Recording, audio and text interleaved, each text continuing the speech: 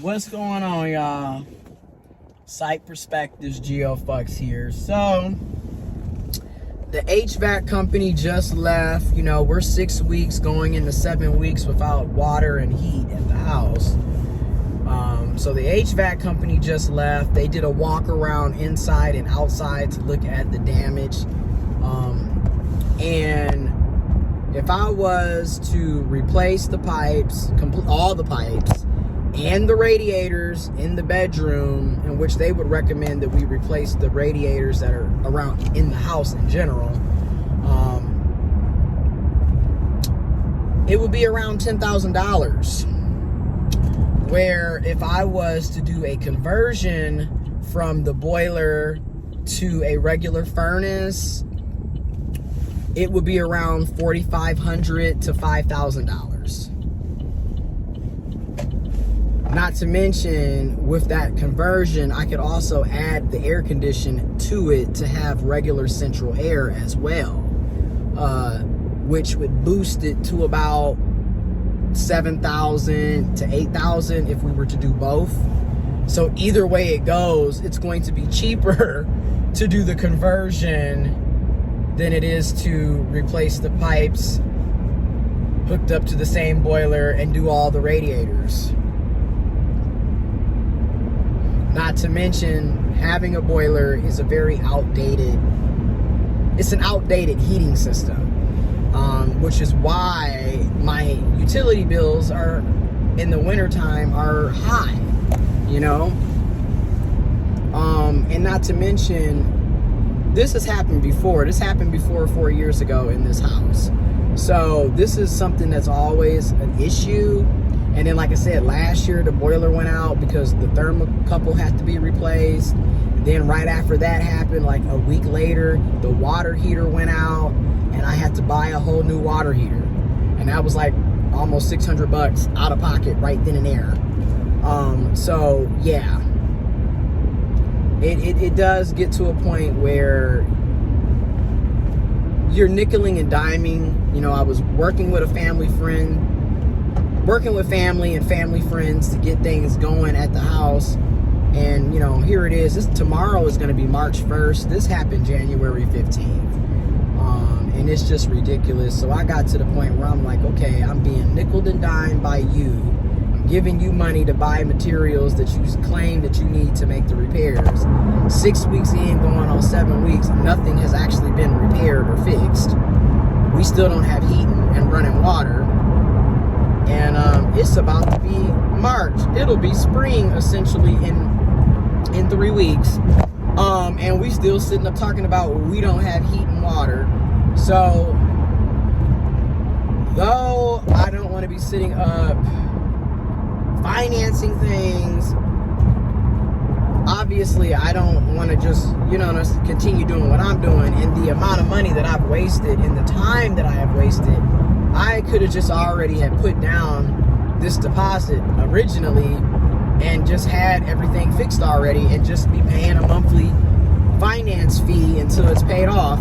So, lesson learned, sometimes you have to go with the HVAC company or the contractor or the plumber or the electrician. You can't always do things on your own or rely on friends and family to assist you, because it is what it is. Some people will nickel and dime you and lollygag around getting things completed, and it's just ridiculous, period. You know what I'm saying? It's ridiculous. And we're going to go on and do the conversion. I'm just going to be honest, that's what it's looking like.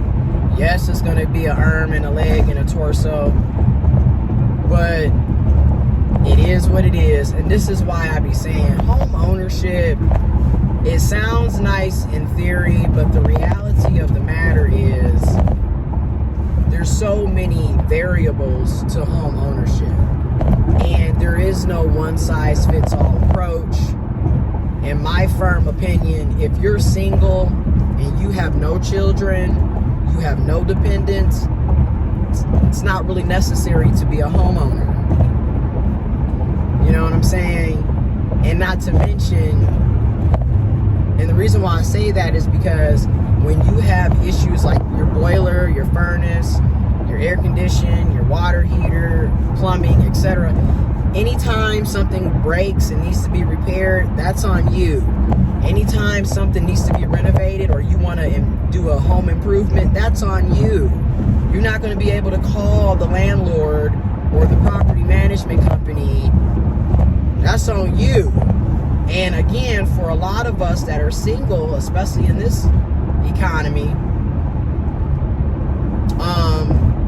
we don't make that type of money to be able to come out of pocket every time you turn around for repairs or replacements and renovations. And it's a lot easier to pay $1,500 a month in rent. Granted, it's still overpriced, it's still difficult, but you figure you paying $1,500 a month in rent, anything goes wrong, you can call that landlord, you can call that property management company, and they're sending the maintenance. It ain't on you to fix, unless you were the reason that it got broke. But like if I was renting from somebody and the pipes froze, I can call the landlord and they have to come out and get that fixed. Not to mention they would have to pay for me to be in a hotel until it's fixed. And as long as my rent is current, I don't have to pay rent until it's completed.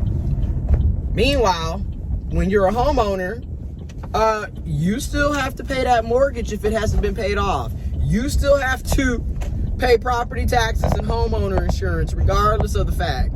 So that's why I'm like, again, I'm not saying renting is the best option or the only option, but I am saying everybody don't need to be a homeowner.